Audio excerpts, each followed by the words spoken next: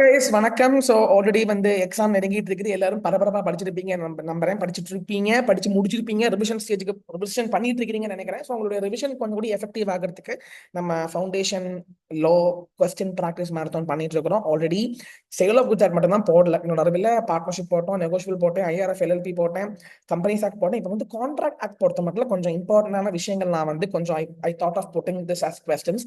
இதே கொஸ்டின் வராது, பட் இதே கொஸ்டின் வராதுன்னு இல்லை, இதே டைப் தான் வரும். ஒரு இந்த மாதிரி ஏரியாஸ்ல இருந்து क्वेश्चंस உங்களுக்கு எக்ஸ்பெக்ட் பண்ணலாம் for the upcoming examination. First of all பயப்படாதீங்க, பயப்படாம நீங்க டாக்கிள் பண்ணுங்க உங்களுடைய அப்கமிங் எக்ஸாமினேஷன்ஸ். சோ கான்ட்ராக்ட் ஆக்ட்ல ஒரு 25-30 क्वेश्चंस நான் செலக்ட் பண்ணி வச்சிருக்கேன். Come on guys, without wasting time we will start up first question. சோ क्वेश्चन நீங்க வந்து ஃபர்ஸ்ட் அழகா ப்ராப்பரா ரீட் பண்ணிக்கணும். கம்பெனிஸ் ஆக்ட்னா क्वेश्चन ரீட் பண்ணும்போது நம்ம வரைஞ்சு பார்க்கலாம். இங்க அப்படி இல்லைங்க, क्वेश्चन நீங்க கண்டிப்பா நல்லா ரீட் பண்ணணும். ஏன்னா ரொம்ப நிறைய இம்ப்ளிகேஷன்ஸ் இங்க இருக்குது கான்ட்ராக்ட் ஆக்ட் பொறுத்த மட்டும். First question, Kashish was running a business of artificial jewelry.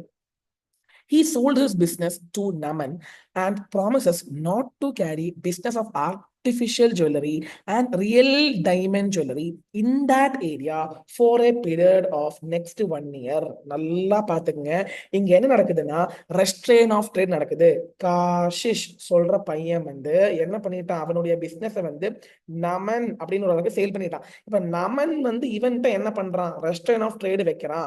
என்ன சொல்றான், பேசிக்கலி ஆர்டிபிஷியல் ஜுவல்லரியுடைய பிசினஸ் தான் வித்துட்டுக்கான். யாரு, காஷி வந்து நமனுக்கு வித்துருக்கான். இப்ப நமன் வந்து திருப்பி என்ன சொல்றான்னா, தம்பி Kashi, don't open artificial jewellery as well as diamond jewelry in this particular area for next 1 year. இப்போ ஒரு விஷயம், restraint of trade is basically void. You have to write an exam. Basically restraint of trade is void, okay, which is declared as void. ஆனா அதுக்கு exception இருக்குது. இப்போ என்ன நடக்குது, sale of goodwill restrained by existing partners to retiring partner, அந்த மாதிரி நிறைய exceptions இருக்குது. இதுல one of the exception is sale of goodwill. இப்போ ஒருத்தங்க வந்து பிசினஸ் விற்கும்போது அவன் buyer will restrain the seller. இவன் விற்கிறான், buyer will restrain the seller. Now listen properly. 3 conditions. Similar பிசினஸா இருக்கணும். சிமிலர் பிசினஸ் ஓபன் பண்ணக்கூடாது in a specific location for a specific time period. இங்க என்னன்னா ஸ்பெசிபிக் லொகேஷன் இருக்குது, இன் தட் ஏரியானா specific location இருக்குது, ஃபார் 1 இயர்னா ஸ்பெசிபிக் டைம் பீரியடும் இருக்குது. ஆனா இங்க என்ன சொல்றான், ஆர்டிபிஷியல் ஜுவல்லரியும் சொல்றான், டைமண்டும் சொல்றான். பேசிக்கலி சிமிலர் பிசினஸ் மட்டும்தான் பண்ண முடியாது, பேலன்ஸ் என்ன பிசினஸ் வேணா பண்ணிக்கலாம். இங்க டைமண்ட் பிசினஸ் பண்ணக்கூடாதுன்னு சொல்றதுக்கு நமக்கு அதிகாரம் கிடையாது. இப்ப என்ன ஆயிடுச்சுன்னா, after 2 months Kashi open real diamond jewellery ஆரம்பிச்சுக்கலாமுங்க. டைமண்ட் ஜுவல்லரி ஆரம்பிச்சுக்கலாம். ஏன் கேட்டீங்கன்னா, அது சிமிலர் பிசினஸ் கிடையாது. காஷி வந்து ஆர்டிபிஷியல் ஜுவல்லரி தான் பிசினஸ் பண்ணிட்டு இருந்தான், அதை வித்துட்டான். அது விற்கும் போது நமன் வந்து ரெஸ்ட்ரெயின் பண்ணான். ஆனா restrain is only applicable for similar business. இங்க real diamond jewellery with open பண்ணிக்க பிரச்சனை இல்லை, ஏன்னா ரியல் வேற ஆர்டிபிஷியல் வேற தானே. சோ இந்த அக்ரிமெண்ட் வந்து கம்ப்ளீட்லி வேலிட் கிடையாது.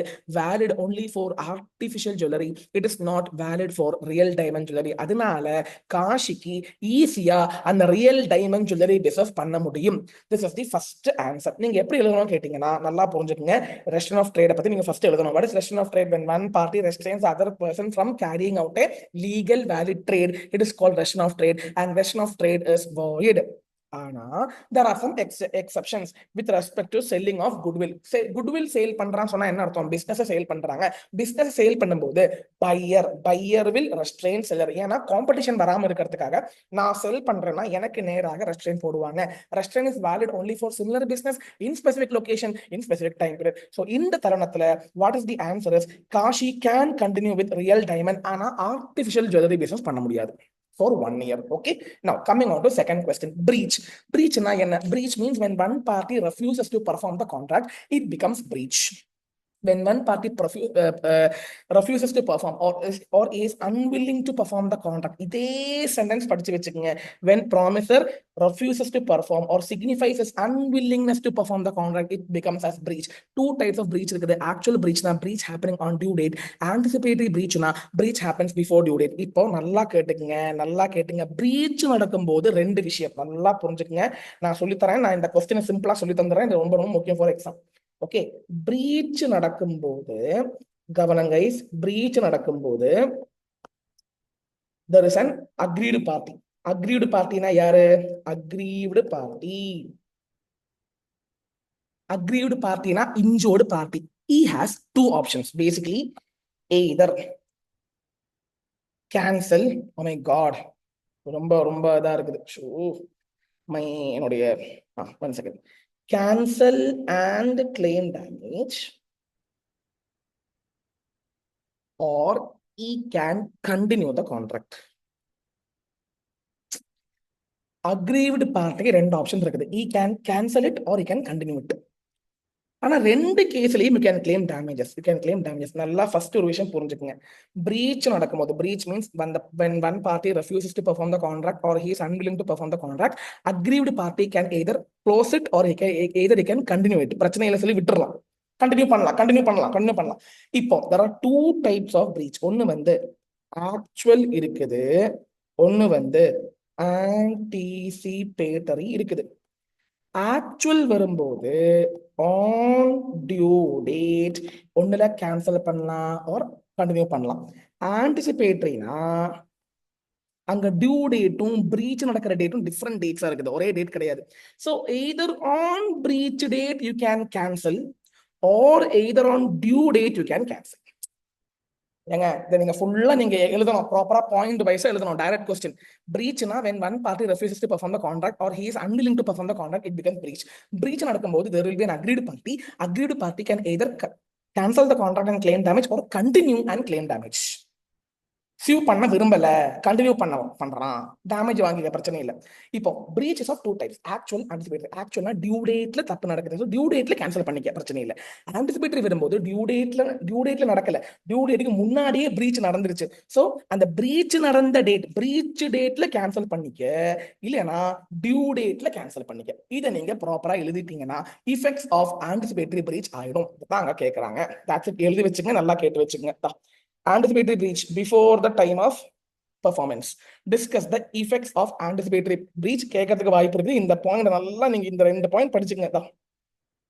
Rescind it immediately. Immediatelyனா breach நடந்த நாளைக்கே நீங்க க்ளோஸ் பண்ணலாம். இல்லனா you can rescind it on due date. You can wait for the time of performance and then you can close the contract. That is, you can cancel the contract. Yes or no? Now, next question வந்து, Nitish Gupta is constructing his house. For this purpose, he entered into a contract with Messrs. Baba Bricks to supply 10,000 bricks. Is it a valid contract? Yes. Now, Baba Bricks house has 2 lorries, 5,000 brick capacity. On 12th August, one of the lorries was not in a working condition. So, Messrs. Baba Bricks supplied only 5,000. Balance 5,000 was supplied on next day. இங்க என்ன நடக்குதுன்னா, due டேட்ல supply ஆகல, breach நடந்திருக்குது. Due டேட்ல supply ஆகல, 5,000 தான் நீங்க சப்ளை ஆகுது, 5,000 நாளைக்கு தான் சப்ளை ஆகுது, பிரீச் நடந்திருக்குது. பர்ஃபார்மன்ஸ் கம்ப்ளீட் ஆகல, பர்ஃபார்மன்ஸ் ஃபுல்ஃபில் ஆகல, பர்ஃபார்மன்ஸ் பாதி தான் நடந்திருக்குது. அதனால this is not a valid performance. Part delivery is not a valid performance. It will be treated as breach, or it will be treated as breach, and thereby the agreed party can put a contract to the end. Nitish Gupta want to cancel the contract. My answer is it can be cancelled because part performance நடந்திருக்குது, full performance நடக்கல, அங்க breach நடந்திருக்குது. That's the answer. You are supposed to write that. Nitish can, ஏன்னா பிரீச்சுங்க, breach வந்து ஒண்ணுல breach நடந்துச்சுன்னா யாருக்கு சிரமம் வந்திருக்குதோ, அதாவது யாருக்கு இன்ஜுரி வந்திருக்குதோ அவனுக்கு ஒண்ணுல வந்து கண்டினியூ பண்ணலாம் ஒரு கேன்சல் பண்ணலாம். நெக்ஸ்ட் வந்து ஏஜென்சில இருந்து ஒரு அற்புதமான கொஸ்டின், ஏஜென்சி இன் எமர்ஜென்சி. அதாவது ராகுல் transporter was interested with duty of transporting tomato. ஆனா டியூ டு ஹெவி ரெயின்ஸ் என்ன ஆச்சுன்னா டொமேட்டோடைய மார்க்கெட் வேல்யூ ரொம்ப கம்மியாயிடுச்சு. ஸோ டொமேட்டோ அது மட்டும் இல்ல பெரிஷ் ஆக போகுது. Tomato is in a position of perishing. கேடு வந்து போகுது, is going into a bad state tomato. அதனால என்ன பண்றான்னா வேகம் டொமேட்டோவை என்ன பண்றான், டொமேட்டோ வந்து செல் பண்றான். He is planning to can Ashwin recover. இப்ப என்ன பண்றான்னா ராகுல் சோல்டு த டொமேட்டோ. ராகுல் யாரு, ராகுல் தான் ஏஜென்ட், அஸ்வின் வந்து யாரு, அஸ்வின் தான் principal.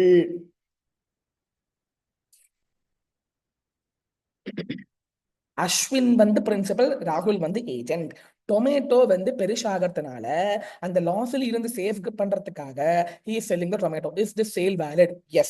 whether agent is liable to principal. No, because emergency case, emergency உடைய அந்த 5 points டெக்ஸ்ட் புக்ல இருக்குது, படிங்க. எமர்ஜென்சி சிச்சுவேஷனா இருக்கணும், கமர்ஷியல் பெனிஃபிட் பிரின்சிபலுக்கு இருக்கணும், அது மட்டும் இல்லாமல் you are unable to communicate to the principal, this is the most practicable way to deal with the situation. இதெல்லாம் நீங்க எழுதணும், டெக்ஸ்ட் புக்ல இருக்குது. நம்ம மாரத்தான் போட்டிருக்கோம், நான் கீழே லிங்க் கொடுக்குறேன், நீங்க பாத்துங்க.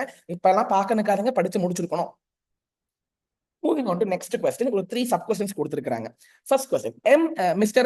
S and R made a contract wherein S agreed to deliver paper cuts manufactured machine to R and receive payment on delivery. ஏங்க S வந்து மிஷின் கொடுப்பானாமா, R கிட்ட இருந்து பேமெண்ட் கிடைக்குமாமா. இது இப்ப என்னன்னா both this, இது வந்து reciprocal promises இருந்து கொஸ்டின் வந்திருக்கு. reciprocal promise என்ன? அக்ரிமெண்ட். ஏங்க நான் கடையில் இருந்து தோசை வாங்குறேன், நான் காசு கொடுக்குறேன், சோ எனக்கு தோசை வருது, அவனுக்கு காசு வருது, ரெண்டு இருக்கு reciprocal promises நடந்துட்டு இருக்குது. So reciprocal promises of 3 types, mutual and concurrent. அப்படின்னா ரெண்டு பார்ட்டிஸ் simultaneously அந்த விஷயம் நடக்கணும். ரெண்டு ப்ராமிசஸ் will happen simultaneously, அதுக்கு பேர் தான் மியூச்சுவல் கன்கரண்ட். மியூச்சுவல் டிபெண்டன்ட்னா ஒருத்தன் ஃபர்ஸ்ட் பண்ணுவான், அதுக்கப்புறம் second party will perform. Mutual இண்டிபெண்டன்ட்னா அப்படி ஒரு ஆர்டரே இல்லை, யார் வேணா ஃபர்ஸ்ட் பண்ணலாம். இந்த கேஸ்ல ரெண்டு பேரும் எஸ் சப்ளையும் பண்ணணும், ஆர் வந்து காசும் கொடுக்கணும். ரெண்டு பேரும் அட் ஏ டைம் பண்றதுனால it's mutual concurrent and simultaneous promise. அதனால யாரும் ஒருத்தங்க கரெக்டா பண்ணலைன்னா அது வந்து பிரீச் ஆக மாறும், உங்களுக்கு வந்து கான்ட்ராக்ட் வந்து கேன்சல் பண்ண முடியும். அதுதான் answer. That is the answer, yes or no. Moving on to question, Mr. Y has given a loan to Mr. G of 30 lakhs. G defaulted the loan on due date and it became time barred. எங்க time barred debt recover பண்ண முடியுமா? முடியாது. ஆனா you can enter into a new written contract in order to recover the time barred debt. அப்படி பண்ணாங்கன்னா recover பண்ணலாம், enforceable ஆக மாறும். நீங்க எழுதுங்க, time barred debt very important from second unit Indian Contract Act consideration chapter. Third question வந்து A and B entered into a contract to supply unique item. ஏங்க unique item supply பண்றாங்க, அந்த item supply பண்ணல, A refused to supply. ஏங்க ஒரு doubt கேட்டுக்கிட்டா, ஒரு யூனிக்கான விஷயம் சப்ளை பண்ண முடியலனா you cannot recover damages. damages வந்து கணக்கு பண்ண முடியாது, you are unable to measure the damage. If you are unable to measure the damage, the aggrieved party can give a case for specific performance. நீங்க படிச்சிருப்பீங்க, suit for specific performance, suit for injunction, suit for quantum merit. இந்த மூணும் one time படிச்சு வச்சுக்கங்க. what is suit for injunction? யோ அது பண்ணாதே, இதெல்லாம் suit for injunction, stay order சொல்லுவாங்க. suit for specific performance னா யோ அது நீ கண்டிப்பா பண்ற. suit for specific performance னா you are supposed to do it. இது நான் கொடுக்கிற ஆர்டர் இல்ல, கோர்ட் கொடுக்கிற ஆர்டர். நான் கோர்ட் கிட்ட கேஸ் கொடுத்தா court will pass this order. suit for injunction means தம்பி அதை பண்ணாதீங்க, stop it. suit for specific performance தம்பி அது பண்ணியா. So in the situation, since the product is unique in nature, you are unable to measure the damages. Hence, the court will give you specific performance order. அதான் answer. நல்லா பாத்துக்கங்க, அதெல்லாம் சொன்ன விஷயம் தான் இங்க இருக்குது. ஓகே, டைம் பார் டெப்ட் ரிட்டனா இருக்கணும், ரிட்டன்.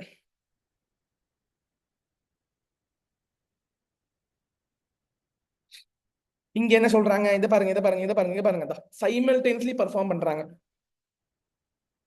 இப்போ ஆறு காசு கொடுக்கலனா எஸ் டெலிவர் பண்ண தேவையில்லைல. ஏங்க சைமல்டேனியஸா ரெண்டு பேரும் பண்ணணும், ஏன்னா காசு கிடைக்கல, அப்ப நான் ஏன் டெலிவர் பண்ணணும்? I can recover damages because breach. அவ்வளவுதான், கேம் ஓவர்.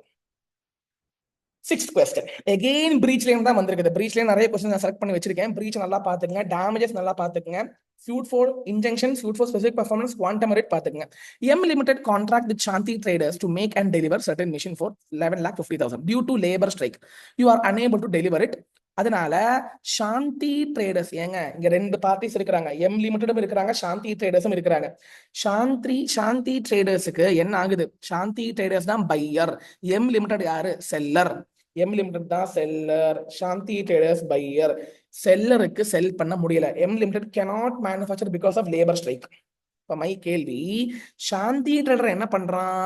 வேற பையர், வேற செல்லர்கிட்ட போயிட்டு வாங்குறான். அப்போ கான்ட்ராக்ட்ல இருக்கிற வேல்யூ வந்து 11.5 lakh. ஆனா அவன் வேற இடத்துல போயிட்டு வாங்கும்போது அங்க அமௌண்ட் வந்து 12.7 lakhs. What is the difference? This is the loss which is suffered by Shanti Traders. இப்போ நான் என்ன கேட்கிறேன்னா, எம் லிமிடெடுக்கு லேபர் ஸ்ட்ரைக் வந்திருக்குது. இப்போ லேபர் ஸ்ட்ரைக் வந்து ஒரு இம்பாசிபிலிட்டி கிடையாது. இம்பாசிபிலிட்டினா என்ன சார்? சூப்பர் வென்னிங் இம்பாசிபிலிட்டி நீங்க படிச்சிருப்பீங்க. Destruction of subject matter. Earthquake வந்துட்டு அந்த சப்ஜெக்ட் மேட்டர் போயிடுச்சுன்னா அது என்னது? Super winning impossibility. ஆர் என்ன சொல்றது? Death of a person, incapacity of a person, destruction of subject matter, இதெல்லாம் வந்து சூப்பர் வென்னிங் வரும். அப்ப labour strike is not supervening. Labour ஸ்ட்ரைக்னு கொஸ்டின் கேட்டாங்கன்னா அங்க நீங்க கண்டிப்பா எழுதிக்கலாம், லேபர் ஸ்ட்ரைக்னால நீங்க கான்ட்ராக்ட் ஃபுல்ஃபில் பண்ணலனா it will be treated as breach of contract. It will be treated as breach of contract. So breach of contract னா இந்த நீங்க ஆன்சர்ல பிரீச்ல இருந்து கொஸ்டின் கேட்டாங்கன்னா இந்த சென்டென்ஸ் நீங்க அப்படியே படிச்சுங்க. பிரீச் வரும்போது அக்ரீவ்டு பார்ட்டி இருக்கும். அவனுக்கு வந்து என்ன பண்ணலாம்னா, அவனுக்கு வந்து either you can refuse, either you can cancel the contract or either you can continue with the contract. அது நீங்க எழுதணும். அது மட்டும் இல்லாமல் you are entitled to claim the compensation which naturally arises from the breach of the contract. remote damages கிடைக்காது, indirect damages வராது, direct damages வரும். இங்க இருக்கிற அமௌண்ட் வந்து direct damages தான்.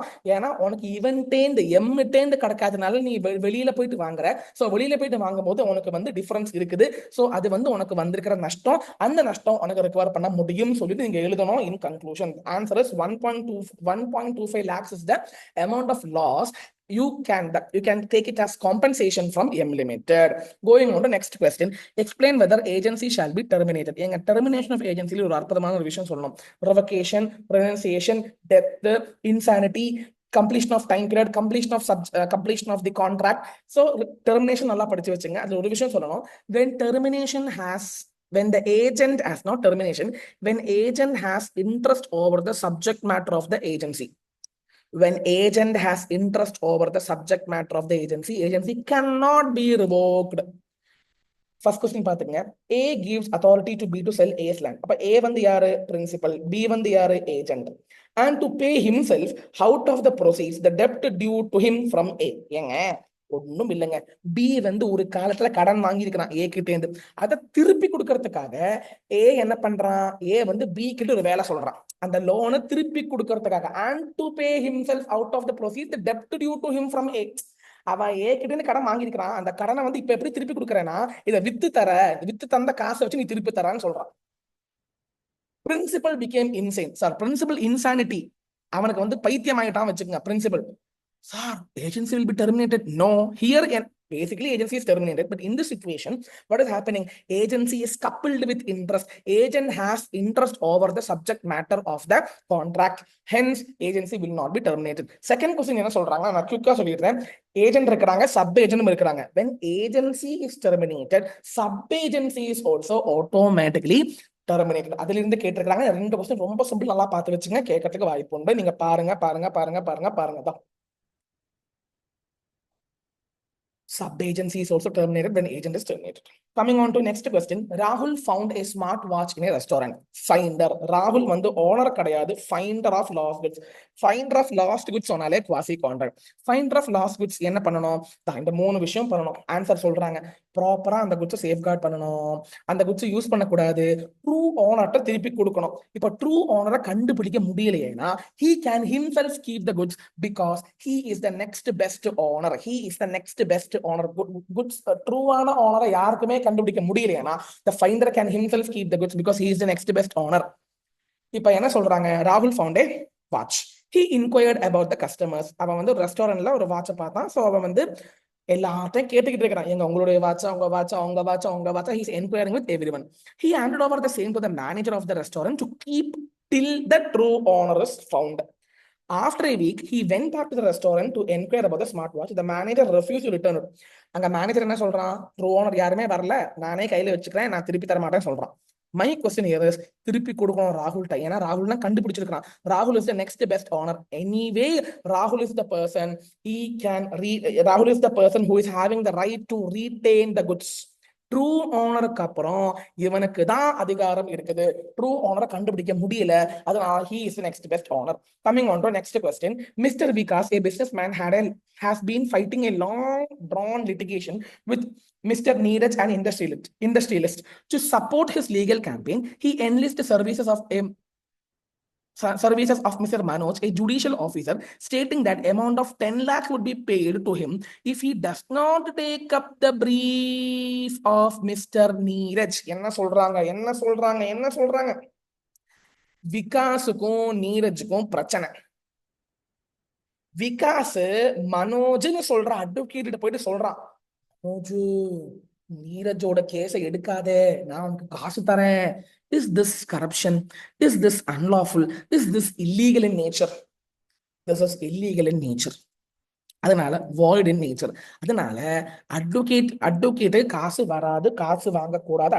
Advocate will not be able to recover the amount because this is an unlawful illegal agreement. That is the answer.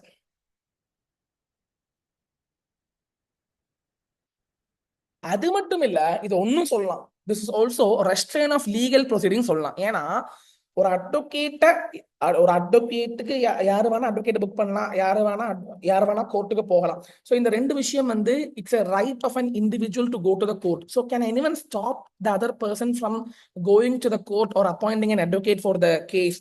பண்ணவே முடியாது. ஏன்னா it is structured as restraint of legal proceedings which cannot be done, hence it is void in nature and amount cannot be recovered. That's answer with respect to question number 9. Going on to question number 10. Mr. S promises Mr. M to paint பண்றாங்க. ஏங்க paint பண்றாங்க சொன்னாலே it's an artist இருக்குது. So what happens is, ஒரு art form இருந்தா there involved skill. ஏங்க ஒரு art, ஒரு வரைய சொல்றாங்க பெயிண்டிங். சோ ஸ்கில் இன்வால்வ் ஆகும்போது promiser himself has to perform the contract. When the event involves skill. அவன் செத்து போயிட்டான் or அவன் வந்து incompetent ஆயிட்டான், அவன் வந்து கீழே விழுந்து அவனுடைய கை ஒடிஞ்சிருச்சு, he cannot perform the contract because event involves skill involve பண்றதுனால what happens is the contract will come to an end on the death of the person. Unfortunately, S died. Whether legal hire is supposed to complete the contract? Answer is no.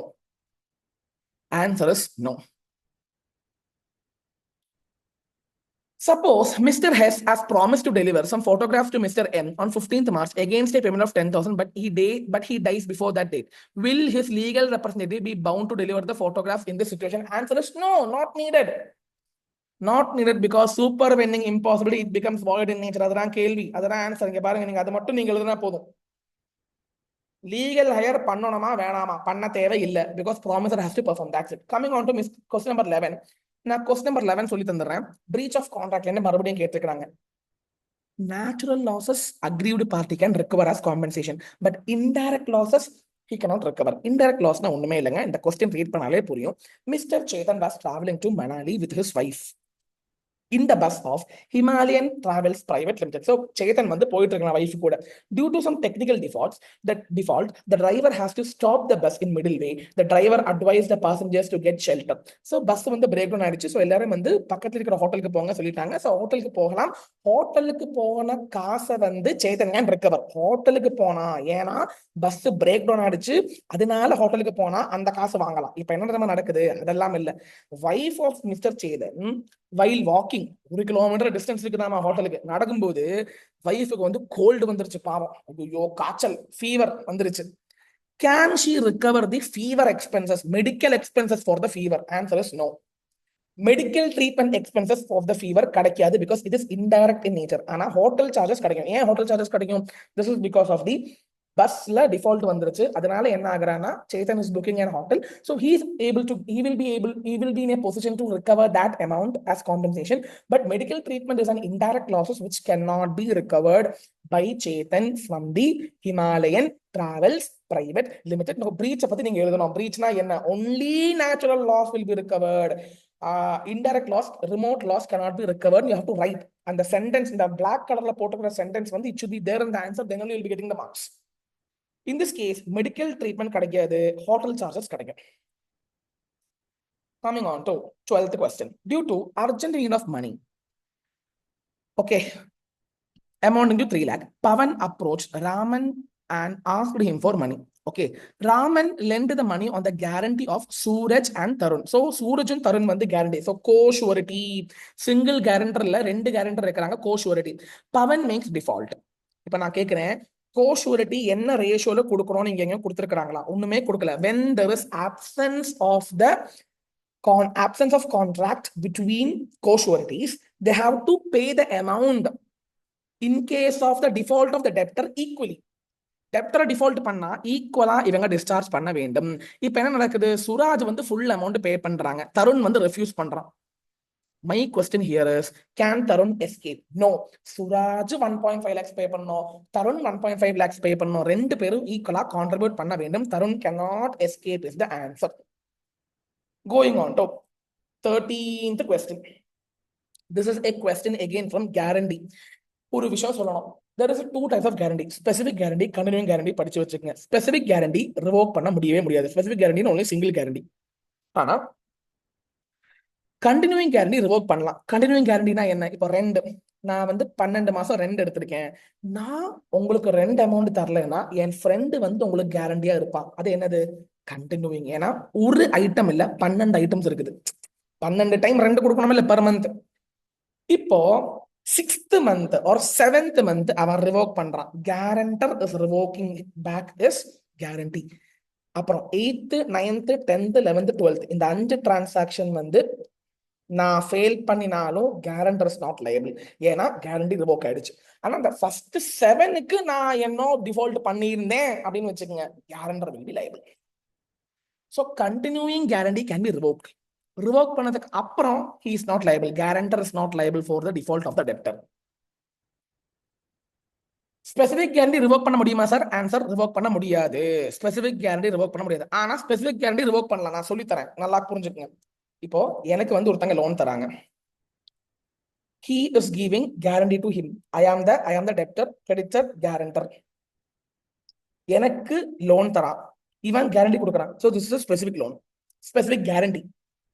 எனக்கு loan தரத்துக்கு முன்னாடி, before I am getting the loan, he can revoke his guarantee. அதுக்கப்புறம் revoke பண்ண முடியாது. So specific guarantee cannot be revoked, but it can be revoked before the debt accrues to debtor. அது மைண்ட்ல வச்சுக்கங்க, text புக்ல இருக்குது. கண்டினியூயிங் கேரண்டி எப்ப வேணா ரிவோக் பண்ணலாம். ஸ்பெசிபிக் கேரண்டி எனக்கு டெப்ட் வரதுக்கு முன்னாடி தான் ரிவோக் பண்ணலாம். இங்க கண்டினியூயிங் கேரண்டி பத்தி கேட்டிருக்காங்க, நீங்க அதை பத்தி மட்டும் பார்த்தா போதும். ஏங்க ஒரு வாட்டர் பியூரிஃபையர் வாங்கியிருக்கிறாங்க, ராகுல் இல்ல பங்கஜ் வாங்கியிருக்கிறாங்க. பங்கஜுக்கு ராகுல் டிமாண்டட் கேரண்டி டிமாண்ட் பண்ணியிருக்கிறாங்க. ஸோ சூரஜ் தான் கேரண்டர், ராகுல் வந்து யாரு? கிரெடிட்டர், பங்கஜ் வந்து யாரு? டெப்டர், சூரஜ் வந்து யாரு? ஷூரிட்டி. எவ்வளோ இன்ஸ்டால்மெண்ட்ஸ்? 9 இன்ஸ்டால்மெண்ட்ஸ், 54,000 ரூபா தான் அந்த water purifier amount. Pankaj made இப்ப என்ன நடக்குதுன்னா, Pankaj made 4 monthly installment. After that he became insolvent. Explain with reference to the Indian Contract Act the liability of Suraj as a guarantor to pay balance price to water purifier to Rahul. ஆமா, ஏன்னா நல்லா புரிஞ்சுங்க தான் first question. இது second question. Okay, first question என்ன சொல்றாங்கன்னா, 9 instalments இருக்குது, அதுல ஃபர்ஸ்ட் 4 இன்ஸ்டால்மெண்ட்டுக்கு அப்புறம் he became insolvent. So 5, 6, 7, 8, 9 5 installments should be paid by Suraj guarantor. So 54,000 divided by 9 னா எவ்வளோ? மறந்துருச்சே, 8,000. ஐயோ, திடீர்னு கேட்டா என் மைண்ட் அப்படியே போயிடுச்சு. சாரி கைஸ், மேக்ஸ்ல வீக்கெல்லாம் கிடையாது. 6,000. சாரி, திடீர்னு லோ படிக்கும்போது திடீர்னு மேக்ஸ் வந்தா கன்ஃபியூஷன் வந்துடும். அவ்வளவுதான். 6,000 தானே, 6,000 into 5 30,000 ரூபாய் இவன் கட்டணும். ஏன்னா இவன் ஆல்ரெடி 24,000 கட்டிட்டான். யாரு? எவன் பங்கஜ் கட்டிட்டான். சூரஜ் பேலன்ஸ் கட்டணும். What will be your answer if Rahul sold the water purifier misrepresenting? The second case, misrepresentation வரும்போது guarantee is completely invalid. Valid கிடையாது. Because misrepresentation of fraud or creditor பண்ணிருக்கான் or debtor பண்ணிருக்கான் சொல்லும்போது guarantor surety will be discharged because invalidation. So first case ல வந்து you have to pay. Second case ல you need not pay because guarantee is invalid. That's the answer. நல்லா படிச்சு வச்சுங்க, ரொம்ப ரொம்ப முக்கியம். கிளீனா போட்டிருக்காங்க அதுல. ஓகே, வேஜரிங் அக்ரிமெண்ட்னா என்ன தெரியுமா? தெரியாதா? What is wagering? வேஜரிங்னா என்ன? What is wagering? It may or may not happen. Agreement of wager is void because you may pay amount upon the happening of some uncertain event. which is nothing but one party will win, one party will lose. It's nothing but betting. நீங்க அதை எழுதினா போதும், கரெக்டா இருக்கும். இப்போ நான் என்ன தெரியுமா கேட்கிறேன், இங்க சொல்றேன், இங்க கொஸ்டின்ல கேட்டிருக்காங்க, what transactions are not it is resembling. வேஜரங்காட்டா இருக்கும் ஆனா வாய்டு கிடையாது. வேஜரங்காட்டமா இருக்கும் ஆனா வாய்டு கிடையாது.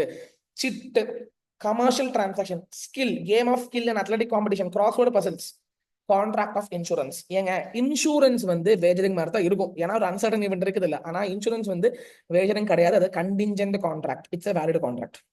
ஸ்கில் இன்வால்வ் பண்ற விஷயங்கள், கிராஸ்வேர்ட் பசில், பிக்சர் காம்படிஷன், அதுவும் வேஜரிங் மாதிரி இருந்தாலும் வேஜரிங் கிடையாது, அது வேலிட் டிரான்சாக்ஷன்.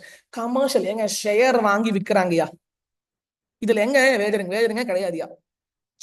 சிட்டுனா என்ன? சிட்டுனா ஒண்ணுமே நான் சொல்லித்தரேன். அதை வந்து ஒரு 10 பேர் இருக்கிறாங்க வச்சுங்க, 10 பேரும் 10 மாசம் அமௌண்ட் போட்டுக்கிட்டே இருப்பாங்க. 5,000 10 பேரும் ஃபர்ஸ்ட் மந்த் 5,000 போடுவாங்க எல்லாருமா. 5,5,5,5. ஸோ 5 into 10 எவ்வளோ? 50,000 வரும். செகண்ட் மந்த் மறுபடியும் 5,5,5 போடுவாங்க. தேர்ட் மந்த் மறுபடியும் 5,5,5 போடுவாங்க. இந்த 10 மாசமும் 10 பேருக்கும் ஒவ்வொரு பேருக்கும் வித்ட்ரா பண்ணிக்கலாம் அமௌண்ட். தேவையான அமௌண்ட் வித்ட்ரா பண்ணிக்கலாம் as per chit fund act. இப்போ சார் இங்கே லக்கி ட்ரோ தானே சார், ஆனாலும் 10 பேர் அமௌண்ட் போடுறாங்க, 10 பேருக்கும் அமௌண்ட் திருப்பி கிடைக்கும் இல்ல. அப்போ வேஜரிங் ஆட்டமா இருந்தாலும் 10 பேருக்கும் equal chance of receiving back the amount money is there. அதனால this is not void. Coming on to next question, quasi contract. Quasi contract na enna? Quasi contract is a contract which is implied by law upon a person for the benefit of other. அப்படின்னா என்ன sir? ஒண்ணுமே புரியல. ரோட்ல வந்து ஒரு wallet இருக்குது, அந்த wallet நான் எடுக்கலாமா? எடுத்துக்கங்க, பிரச்சனை இல்லாம. ஆனா எடுத்து யூஸ் பண்ணக்கூடாது, ட்ரூ ஆனர்ல திருப்பி கொடுக்கணும். So it's an implied obligation over me that I should return back the goods to someone. It's an obligation that I have to repay back. It's an obligation imposed by law, imposed by law upon a person for the benefit of other person. ஐயோ அவனுடைய wallet தொலைஞ்சு போயிருக்குது, so அவனுக்கு நான் வேலட்டை திருப்பி கொடுக்கணும்.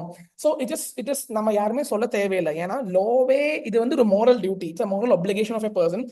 நீங்க வந்து ரோட்ல வந்து ஒரு வேலட்டை பாக்குறீங்க, ஃபைண்ட் பண்றீங்கன்னா நீங்க அதை யூஸ் பண்ணக்கூடாது. You have to return back to the true owner. Yes or no? So it's something which is implied by law upon you for the benefit of other person. இது யாருமே வந்து சொல்ல மாட்டாங்க, இது இங்க ஆஃபர் கிடையாது, அக்செப்டன்ஸ் கிடையாது, ஒண்ணுமே இல்லை. ஆனா it's something which is imposed by law. It's an obligation.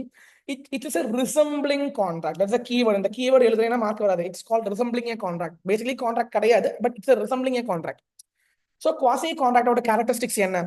நீங்க நல்லா அதை படிச்சு வச்சுக்கணும். இங்க வந்து ஆஃபர் கிடையாது, அக்செப்டன்ஸ் கிடையாது, ஒரு ஒரு ஒரு ப்ராப்பரான கான்ட்ராக்ட் இது இருக்காது. இது வந்து ஒரு இம்ப்ளைடு கான்ட்ராக்ட். பிரீச் நடந்தா சியூ பண்ணலாம், கண்டிப்பா சியூ பண்ணலாம், டேமேஜஸ் கிடைக்கும். அது மட்டும் இல்லாமல் one more point I have to tell you, இதுக்கு வந்து ஒரு கீவேர்ட் இருக்குது, தட் இஸ் அன்ஜஸ்ட் என்ரிச்மெண்ட். நீங்க டெக்ஸ்ட் புக் பார்த்தா தெரியும் what is meant by unjust enrichment கேட்கறதுக்கு வாய்ப்பு இருக்குது. அன்ஜஸ்ட் என்ரிச்மெண்ட்னா you should not become rich on the expense of other. நீங்க மற்றவங்களை நீங்க வந்து சதி பண்ணிட்டு you should not become rich. So you should not become rich at the expense of other. You have to grow on your own. That is a basic moral principle which you have to follow in your life. அதுதான் சொல்ல வராங்க quasi contract. So படிச்சு வச்சுங்க, quasi contract types-உம் contingent contract-உம் one time படிச்சு வச்சுக்கிறது ரொம்ப ரொம்ப ரொம்ப நல்லது. அடுத்த question, 16th question. A coolie in uniform picks up the luggage of A to be carried out to railway station without being asked by A and A allows him to do so. இங்க என்ன நடக்கிறதுனா, ஏங்க by actions I am allowing him to do. ஏங்க அவன் railway ஸ்டேஷன்ல இருந்து என் luggage big பண்ணிட்டு போறான், நான் அவனை வந்து ஐயோ வேணாம் சொல்லவே இல்லை. அப்படின்னா என்ன அர்த்தம்? I am silently allowing him to do it. So it is an implied contract. Hence it is an implied contract. It is valid. Second one, obligation of finder of lost goods. Quasi contract நான் சொல்லிட்டேன் already. அந்த ராகுல் ஒரு question discuss பண்ணிட்டோம். Last question, A contract with B for supply of 10 tons of sugar, but before the supply is made to him the factory caught fire. ஏங்க ஃபேக்டரியில fire வந்துருச்சு, ஐயோ ஃபேக்டரியில ஃபயர் வந்துருச்சு, சுகர் ஃபுல்லாவே it lost, it got destroyed, all the sugars got destroyed. So what is happening now? The contract will come to an end because it's a void contract. Supervening impossibility. Yeah, destruction of subject matter destroy agudena, you cannot perform the contract. It will be a void contract. It becomes supervening impossibility. Supervening impossibility fourth chapterல சொல்லுவாங்க supervening impossibility னா என்னது. அதுல வந்து joint promisor, appropriation of debtor, supervening impossibility, mutual agreement, novation, alteration எல்லாம் படிச்சுட்டு போங்க, கேட்பான். Next, Mr. Pratham applied for a job as principal. So Mr. Pratham applied for a job nu sonna Mr. Pratham has given offer to school. So Mr. Pratham is offerer, principal is offer. இதெல்லாம் நீங்க first question read பண்ணும்போதே புரிஞ்சு வச்சுக்கணும். The school management decided to appoint him. One member of the school management committee privately informed Pratham. அப்படின்னா நான் சொல்லட்டா, acceptance communicate பண்ணணும். யாரு communicate பண்ணணும்? Offeree should communicate to offerer. நான் ஆஃபர் கொடுக்குறேன், அவன் அக்செப்ட் பண்ணணும். நான் யாரோ கொடுக்குறேனோ அவன் தான் என்ன அக்செப்ட் பண்ணணும். அதை விட்டுவிட்டு வேற யாரோ அக்செப்ட் பண்ணிட்டாங்கன்னா it is an invalid acceptance which is not allowed as per Indian contract, and this will not create a legal valid binding enforceable contract. Oh my God, are you able to understand? Later, the management of the school decided to appoint someone else. Mr. Pratham filed a suit for cancelling the appointment. You cannot sue because inga acceptance நடக்கல, இங்க valid contract உருவாகல, இங்க valid contract உருவாகல, acceptance நடக்கல, valid contract உருவாகல. ஏனா offerer is giving an offer to offeree and offeree is not accepting. அவனுக்கு பதிலாக வேற யாரோட accept பண்றாங்க. So acceptance ஆகாதனால valid contract ஆகல. Are you able to understand it? Please write the in this format la எழுதிடுங்க. Next, ரொம்ப முக்கியமான ஒரு கேள்வி, breach. Again breach. Mr. X was disc jockey. Disc jockey na DJ performance பண்ணிட்டு இருக்கான் Mr. X. As per the contract, he is supposed to perform every weekend and he will be paid 1,500 per day. So disc jockey DJ க்கு வந்து எவ்வளவு கிடைக்குது? Per day 1,500 கிடைக்குது. However, after a month, Mr. X willfully absents. Willfully, when a person refuses to perform or he is unwilling to perform the contract, this will become breach. நான் சொல்லி கொடுத்திருக்கேன், breach நடந்திருக்குது.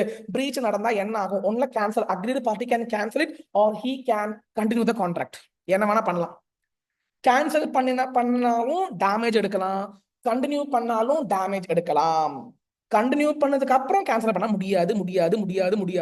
First question, டஸ் hotel, ஏங்க hotel தான் agreed party, X தான் தப்பு பண்ணியிருக்கிறவன்.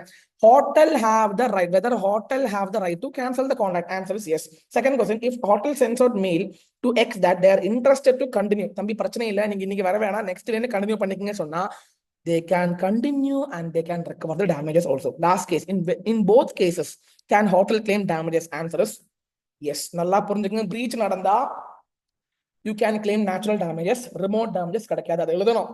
Next, breach நடக்கும்போது agreed party has two options, you can continue it or you can close it, sue cancel பண்ணலாம். breach வரும்போது two types of breach இருக்குது, actual breach, anticipatory breach இருக்குது. actual breachனா அன்னைக்கே நீங்க close பண்ணலாம். anticipating-னா பிஃபோர் டேட்ல நடக்குது பிரீச். ஸோ பிஃபோர் டேட்டே நீங்க க்ளோஸ் பண்ணுங்க, or on due date close பண்ணுங்க. என்ன பண்ணாலும் பிரீச் நடந்தா உங்களுக்கு டேமேஜஸ் கிடைக்கிறதுக்கு உண்டான ரைட் இருக்குது. Damages can be claimed. 19th question வந்து undue இன்ஃப்ளூயன்ஸுங்க.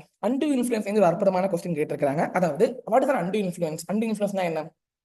You are in a dominant position, I am in a dominant position and I am affecting the will of other. நான் வந்து என்ன சொல்றது, பிளாக்மெயில் பண்றேன் அப்படின்னு சொல்லலாம். இப்போ டாக்டர் என்ன சொன்னாலும் பேஷண்ட் கேட்பான். ஸோ டாக்டர் திடீர்னு எங்க உங்களுக்கு கேன்சர் இருக்குதுங்க, 5 லட்ச ரூபா கொடுங்கன்னு கேட்கறான். நீங்க என்ன பண்ணுவீங்க? ஐயோ டாக்டர் என்ன காப்பாத்துங்க 5 லட்ச ரூபா தந்துடுறேன் அப்படின்னு சொல்லுவான். ஸோ இங்க என்ன நடக்குதுன்னா, டாக்டர் வந்து பேஷண்ட்டை வந்து அன்ஃபேராக இன்ஃப்ளூயன்ஸ் பண்ணி காசை கறக்குறான். அப்படி கறக்கக்கூடாது, அது வாய்டபிள் அப்படின்னு சொல்றாங்க. வாய்டு கிடையாது, வாய்டபிள். ஏன்னா patient can accept it or patient can close it. If patient accept it, 5 லட்சம் திருப்பி கிடைக்காது. patient cancel பண்றானா 5 லட்சம் அவனுக்கு திருப்பி கிடைக்கும். அதுதான் answer. accept it or reject it. இங்க 300 ரூபாய் ஃபீஸ் 5000 ரூபாய்க்கு வாங்குறான். Whether client is supposed to pay this 5,000? Answer, it is his wish. He can either continue or either he can put a close to this transaction, because doctor patient சொல்லும் போதே relationship இங்க and இன்ஃப்ளூயன்ஸ்னா என்ன அது எழுதணும். coercion, consent free கிடையாது எழுதணும். dominant parties affecting the will of other எழுதணும். Parties கடையில என்ன இருக்குது நீங்க எழுதணும். பார்ட்டிஸ் கடையில ரிலேஷன்ஷிப் இருக்குதுன்னு எழுதணும். என்ன ரிலேஷன்ஷிப் இருக்குது? ரியல் ரிலேஷன்ஷிப் இருக்குது, ஃபிடியூஷியரி ரிலேஷன்ஷிப் இருக்குது. Real relationship, fiduciary relationship. ஃபிடியூஷியரினா பேஸ்ட் ஆன் ட்ரஸ்ட், நம்பிக்கை. டாக்டர் பேஷண்ட் நம்பிக்கை. ரியல்னா husband wife, father son. Any sort relationship இருந்தா போதும். அன்டி இன்ஃப்ளூயன்ஸ் நடந்துச்சுன்னா voidable. Either you can accept it or reject it. Accept பண்ணிட்டாங்கன்னா காசு திருப்பி கிடைக்காது, ரிஜெக்ட் பண்ணிட்டானா காசு திருப்பி கிடைக்கும். 5000 ரூபாய் திருப்பி கிடைக்கும், அவ்வளவுதான். So you can reject it. You need not pay it. அதான் சொல்ல வராங்க. நெக்ஸ்ட் வந்து ரொம்ப முக்கியமான அடுத்த ஒரு கேள்வி ஃப்ரம் கன்சிடரேஷன் சாப்டர். நீங்க படிச்சிருப்பீங்க, கன்சிடரேஷன் சாப்டர்ல இருந்து படிச்சிருப்பீங்க. There can be third party to consideration. Chinnaiya versus Ramaiah. சின்னம்மா இல்ல, ஐயோ sorry, Chinnaiya versus Ramaiah. There can be third party to consideration. படிக்காம போகாதீங்க. தேர்ட் பார்ட்டிக்கு கன்சிடரேஷன் வரணும். அவனுக்கு கன்சிடரேஷன் வரல, கேன் ஹி sue? எஸ், அவன் ஸ்ட்ரேஞ்சர் டு கான்ட்ராக்ட். ஏங்க, எனக்கும் என் ஃப்ரெண்டுக்கு நடுவில் கான்ட்ராக்ட். நான் ஃப்ரெண்டு கிட்ட சொல்றேன், ஃப்ரெண்டு எனக்கு காசு தர வேணாம், என் காசு வந்து ரவிக்கு கொடுங்க சொல்றேன்.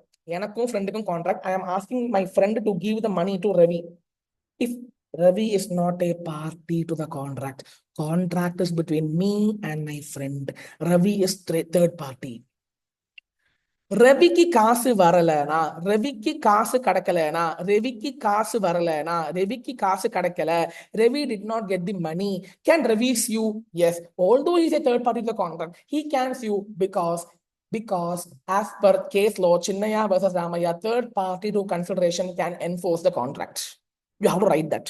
Consideration definition எழுதுங்க. When at the desire of the promiser, promisee or any other person has done or abstain from doing, will do or abstain from doing, has done or abstain from doing such act or abstinence is called consideration. நீங்க எழுதணும். Consideration definition எழுதணும். Third party can be there for consideration எழுதணும். Chinnaiya versus Ramaiah எழுதணும். Please guys, very very very very important. Gambling னு சொன்னாலே unlawful. Unlawful பர்பஸ்க்காக ஒரு transaction பண்றீங்க, இல்லீகல் டிரான்சாக்ஷன் பண்றீங்கன்னா void.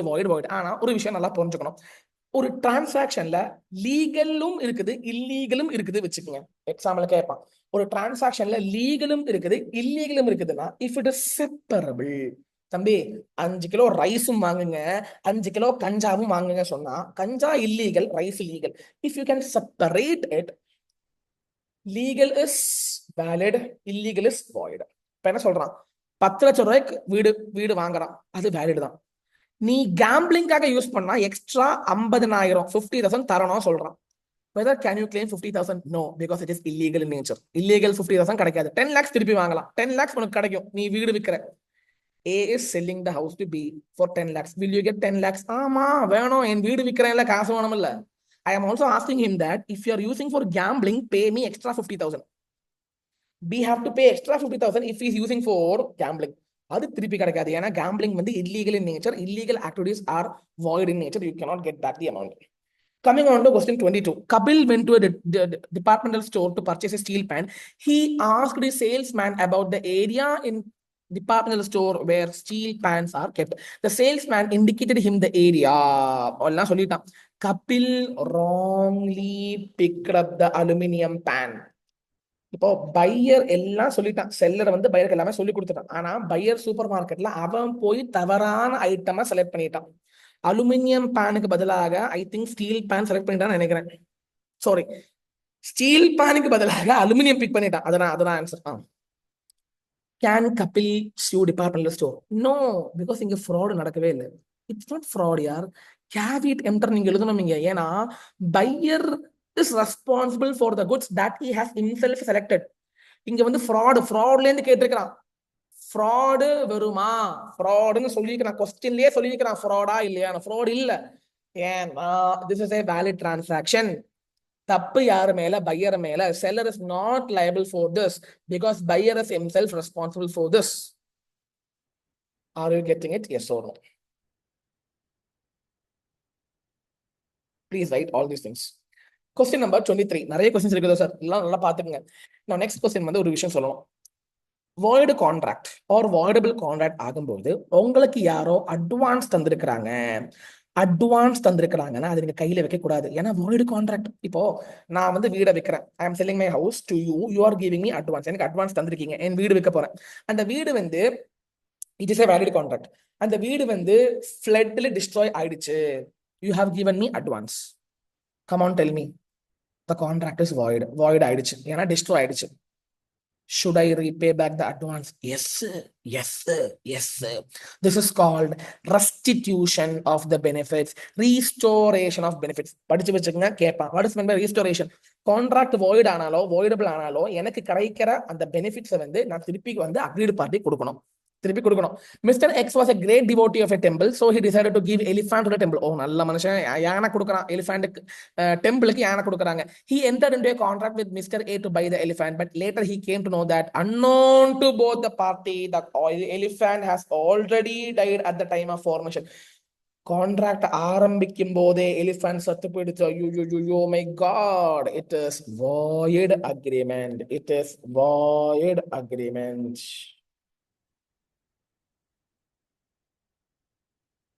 அட்வான்ஸ் கொடுத்துருக்கேன், அந்த அட்வான்ஸ் திருப்பி வாங்கலாமா?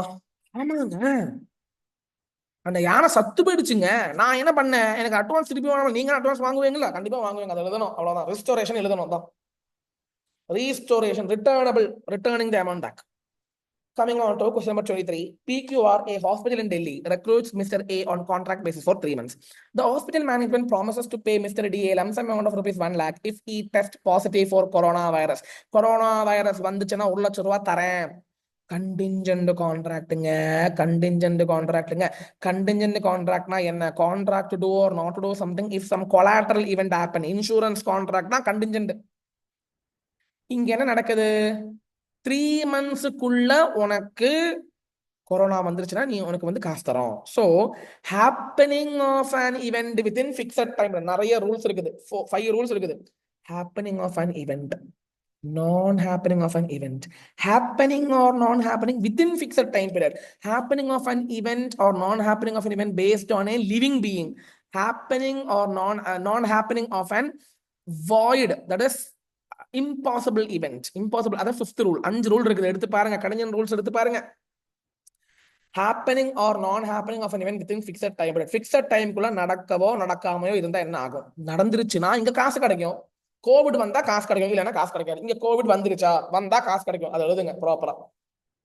நீங்க ஓன் மெத்தட்ல எழுதாதீங்க. Maximum try to write like textbook please. 24th question முடிஞ்சிருச்சு. ஒரு 4 more questions. Decide with reasons whether the following agreements are valid or void. Vijay agrees with signing to sell his black horse. Unknown to both the parties, it was died at the time. Formation, ஆரம்பம், initial impossibility. void agreement, mistake, bilateral mistake னு சொல்லலாம். ஏன்னா 2 பார்ட்டிஸ்க்கு தெரியல. unknown to both parties, unknown to both the parties, the horse has already died. So it is void agreement. So இந்த மாதிரி question கேட்கும்போது வேணும்னால் provision conclusion 1 point எழுதலாம். provision conclusion 1 point எழுதலாம். It's your wish, you can write, or 1 line எழுதினாலும் போதும், பிரச்சனை கிடையாது, you will get marks. பிரச்சனை இல்ல. Sarvesh sells goodwill of his shop to Vikas for rupees 10 lakh and promises not to carry on such business forever anywhere in India. Restaurant of trade பண்ணலாமா? பண்ணலாம். ஆனா similar business, specific location, specific time. இங்க specific location சொல்லவே இல்லை, specific time சொல்லவே இல்லை. ஃபார்வர் இந்தியால எங்கேயும் பண்ணக்கூடாது. தப்பு தப்பு தப்பு தப்பு தப்பு. Mr. X agrees to write a book with a publisher. After a few days, X dies in an accident. Writing a book, event involves skill. When event involves skill, when the party dies, the contract will come to an end. Supervening impossibility, void contract. இங்க void ஆகும், இங்கே void ஆகும், இங்கே void. இங்க void agreement, இங்க void agreement, இங்க void contract. ஏன்னா கான்ட்ராக்ட்ல enter பண்ணதுக்கு அப்புறம் தான் கேன்சல் ஆகுது, நாட் கேன்சல், void ஆகுது. முடிஞ்சதா இல்லையாங்க? 25th and 26th. எங்க 26th question ரொம்ப சிம்பிளுங்க. Agreement made out of natural love and affection, promise to pay time bar டெப்ட் படிச்சுக்கங்க. Promise to pay time bar டெப்ட்னா என்ன? டெப்ட் டைம் பார் ஆயிடுச்சுன்னா ரெக்கவர் பண்ண முடியாது, ஆனா ரெக்கவர் பண்ணலாம் if there is a written signed agreement. புதுசா ரிட்டன் சைன்ட் அக்ரிமெண்ட் பண்ணிருக்கீங்கன்னா வாங்கலாம், அது எழுதுங்க. when you are making an agreement out of natural love and affection, ஏங்க ஃபாதர் சன் வந்து they are planning to enter into a contract out of love and affection. Parties are in relationship. ரிலேஷன்ஷிப்னா என்ன? Near ரிலேஷன்ஷிப்னா என்ன? Near relationship, அப்பா அம்மா okay, அப்பா புள்ள okay, அப்பா பொண்ணு ஓகே. நீங்க வந்து என்டர் பண்ணலாம். பேசிக்கலி அப்படி என்டர் பண்ணக்கூடாது, லீகல் ரிலேஷன்ஷிப் கிடையாது. ஆனா if it is in writing and if it is registered, 4 point எழுதணும். ரெஜிஸ்டர்ட் ஆகணும், ரிட்டன் ஆகணும், லவ் அண்ட் அஃபெக்ஷன் இருக்கணும், நியர் ரிலேஷன்ஷிப் இருக்கணும். இது 4ம் சாட்டிஸ்ஃபை பண்ணினாங்கன்னா contract will be fulfilled. Last question, நான் ஃபுல்லா சொல்ல விரும்பல, ஒரு ஓவர்வியூ சொல்லிடுறேன். இந்த क्वेश्चन ரொம்ப முக்கியம். அப்ராப்ரியேஷன் ஆஃப் டெப்ட். ஏங்க நல்லா சொல்லித்தரேன், நல்லா கேட்டுங்க, நல்லா நான் சொல்றத ஃபர்ஸ்ட் கேளுங்க. நான் வந்து ஒருத்தன் கிட்ட இருந்து ஒரு டெப்ட் இல்ல, மோர் தேன் ஒன் டெப்ட். 1000 ரூபாய் வாங்குறேன், 2000 ரூபாய் வாங்குறேன், 3000 ரூபாய் வாங்குறேன். So there is more than one debt. When there is more than one debt and I am repaying the amount which is insufficient to meet the whole debts. 1000 வாங்கியிருக்கிறேன், 2000 வாங்கியிருக்கிறேன், 3000 வாங்கியிருக்கேன், 4000 வாங்கியிருக்கேன். நான் திருப்பி வந்து 2000 கொடுக்குறேன், 2500 கொடுக்குறேன். நல்லா புரிஞ்சுக்குங்க ப்ளீஸ். எழுதி காட்டுறேன், இதோட முடிக்கிறேன். அப்ரோப்ரியேஷன் ஆஃப் டெப்டோட நான் முடிக்கிறேன், எழுதி காட்டுறேன். Please guys listen. A B A borrows from B னு சொல்லும்போது A தான் டெப்டர், B தான் creditor. Yes or no? Am I right? One second wait பண்ணுங்க.